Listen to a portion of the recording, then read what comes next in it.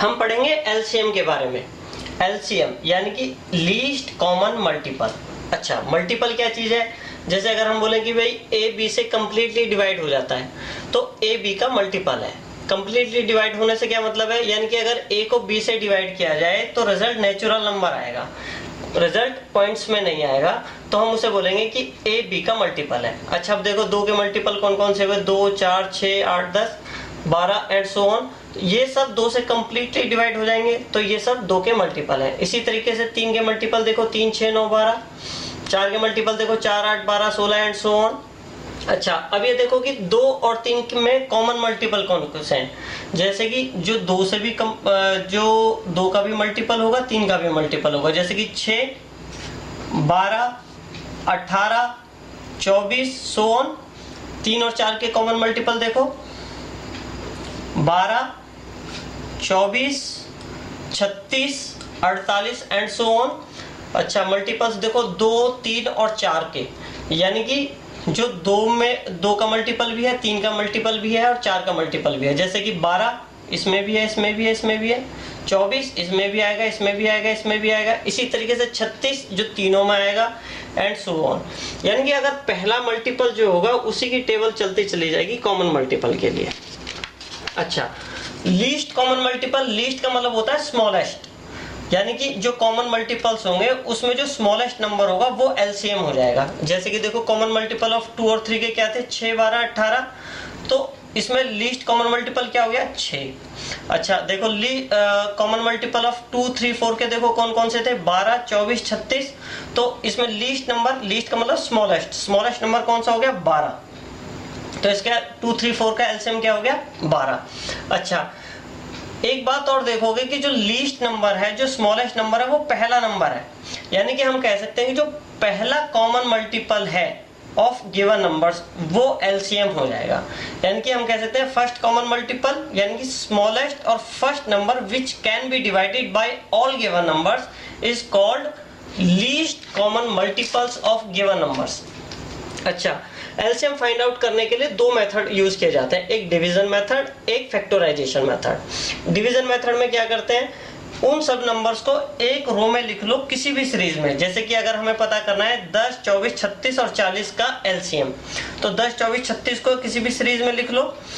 अब उन नंबर्स को किसी ऐसे नंबर से डिवाइड करो जो उनमें से कम 2 नंबर्स को कंप्लीट डिवाइड कर दे। जैसे इसमें देखो 2 से डिवाइड करके देखो, 5, 12, 36 को डिवाइड किया 18, 40 को डिवाइड किया 20। अच्छा, जो नंबर डिवाइड ना हो उनको यूं का यूं लिख दो। अच्छा, सेम प्रोसेस रिपीट करो, फिर 2 से करो। 5 डिवाइड नहीं हुआ, यूं का यूं लिख दिया। 12 को डिवाइड किया 6 आया, 18 को डिवाइड किया 9 आया, 20 को डिवाइड किया 10 आया। इस प्रोसेस को रिपीट करते चले जाओ जो लास्ट में, और ये तब तक रिपीट करो जब तक कि ऐसा कोई नंबर ना हो जो उनमें से कम 2 नंबर को कंप्लीट डिवाइड कर सके।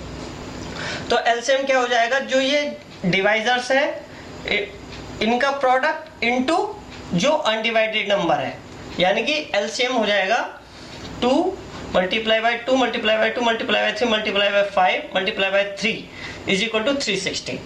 अच्छा, सेकंड मेथड आते हैं फैक्टराइजेशन पे। फैक्टराइजेशन का मतलब क्या होता है कि हर नंबर को उसकी फैक्टराइज्ड फॉर्म में स्प्लिट किया जाता है। फैक्टराइज्ड फॉर्म के लिए जैसे कि 72 है, 72 को फैक्टराइज्ड फॉर्म में कैसे चेंज करेंगे? 2 से डिवाइड किया 36, फिर 2 से डिवाइड किया 18, फिर 2 से डिवाइड किया 9। अब 9 किससे डिवाइड होगा? 3 से डिवाइड किया। यानी कि उस नंबर को मोस्ट बेसिक प्राइम फैक्टर्स के प्रोडक्ट में स्प्लिट करने को बोलते हैं फैक्टराइजेशन।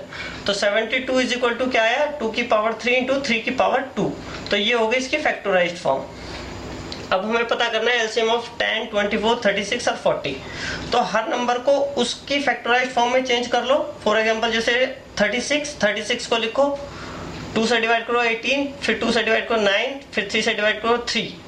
तो 2 की पावर 2 इंटू 3 की पावर 2। इसी तरीके से 40 को लिखेंगे 2 की पावर 3 इंटू 5। अब देखो कौन कौन से इसमें फैक्टर्स आए हमारे? 2, 5 एंड 3। अच्छा, अब जो ये फैक्टर्स हैं इनकी मैक्सिमम पावर के प्रोडक्ट को एलसीएम बोलेंगे। जैसे कि 2 की पावर मैक्सिमम पावर देखो 3, 2 की पावर 3 इंटू 3 की मैक्सिमम पावर कितनी आई है सब में? देखो 3 की मैक्सिमम पावर 2, अच्छा 3 की पावर 2 मल्टीप्लाई बाय 5 की मैक्सिमम पावर देखो कितनी आई है, 5 की मैक्सिमम पावर 1, तो एलसीएम की कितना हो गया 2 की पावर 3 इंटू 3 की power 2 into 5 is equal to 360। अच्छा ये हो गए राइटिंग के मेथड। अगर हमें पता करना है वर्बली फास्ट कैलकुलेशन के लिए तो कैसे करते हैं, जैसे कि जो भी नंबर्स हैं, फॉर एग्जांपल हमें एलसीएम पता करना है वर्बली 8, 12 और 20 का, तो जो लार्जेस्ट नंबर है उसकी टेबल काउंट करो।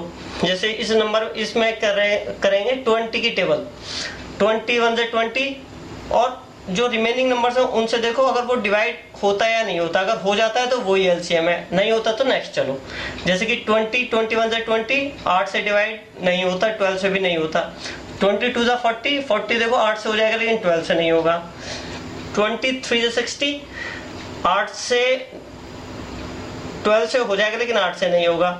अच्छा 26 से 120, 120 8 से भी डिवाइड हो जाएगा और 12 से भी हो जाएगा, तो इसका मतलब एलसीएम ऑफ 8, 12, 20 का हो गया 120। अच्छा इससे एक मतलब और निकला कि अगर जो मैक्सिमम जो नंबर है, जो लार्जेस्ट नंबर है, वो रिमेनिंग नंबर से डिवाइड हो जाता है तो उस केस में एलसीएम वो लार्जेस्ट नंबर खुद हो जाएगा। जैसे कि देखो हमें एलसीएम पता करना है 4, 8 और 24 का, तो 24 जो है 4 से भी डिवाइड हो जाएगा और 8 से भी डिवाइड हो जाएगा, तो इसमें एलसीएम हो गया 24। अच्छा अगर हमें एलसीएम पता करना है को प्राइम नंबर्स का, तो उस केस में एलसीएम जो होगा वो जो नंबर्स हैं उनके प्रोडक्ट एलसीएम हो जाएगा। जैसे कि एलसीएम ऑफ 4 एंड 9, तो 4 एंड 9 को प्राइम नंबर्स है तो उनका एलसीएम हो जाएगा 4 multiply by 9 is equal to 36। Thank you.